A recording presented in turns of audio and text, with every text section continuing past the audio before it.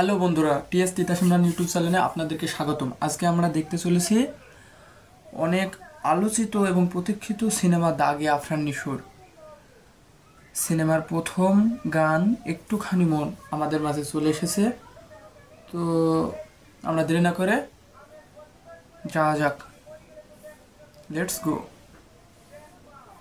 তোমার জন্য ফুল কুড়িয়ে পজ করতে হয়েছে বন্ধুরা, দুজনকে অনেক ভালো মানেছে এবং তোমায় ভেবে সন্ধ্যা নামে যদি তাহসান গেয়েছেন।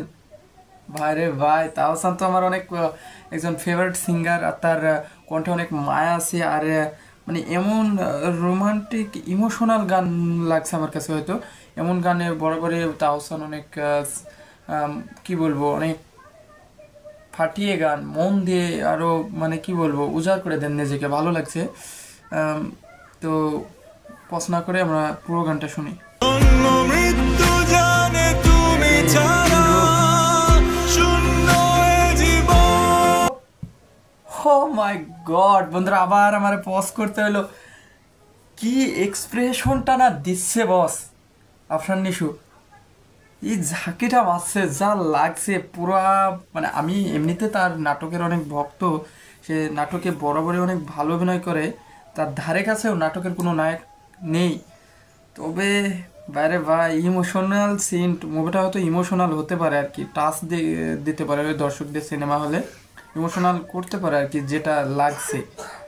তো ভাইরে ভাই অভিনয় ভালো করেছেন, এই জন্য তাকে অভিনয়ের মানে এক কথায় সেরা। যদিও আমাদের মেগাস্টার শাকিব খানের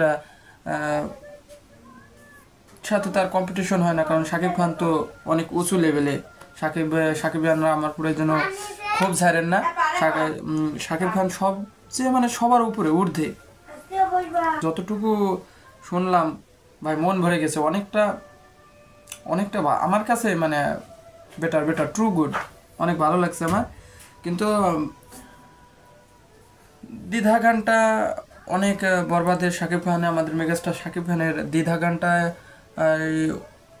অনেক ভালো লাগছে আমার কাছে। কিন্তু এটাও ভালো, এটাকে আমি খারাপ বলছি না, একটুখানি মন এটাও ভালো। তবে শাকিব খানরা বলে দিতে পারেন কোনটা বেশি ভালো লাগছে আপনাদের কাছে। আমার কাছে দুটাই ভালো লাগছে। তো আজকের মতো এখানে, আমাদের এমন ভিডিও ভালো লাগলে অবশ্যই আমাদের চ্যানেলটা সাবস্ক্রাইব করে পাশে থাকবেন। আজকের মতো এখানে।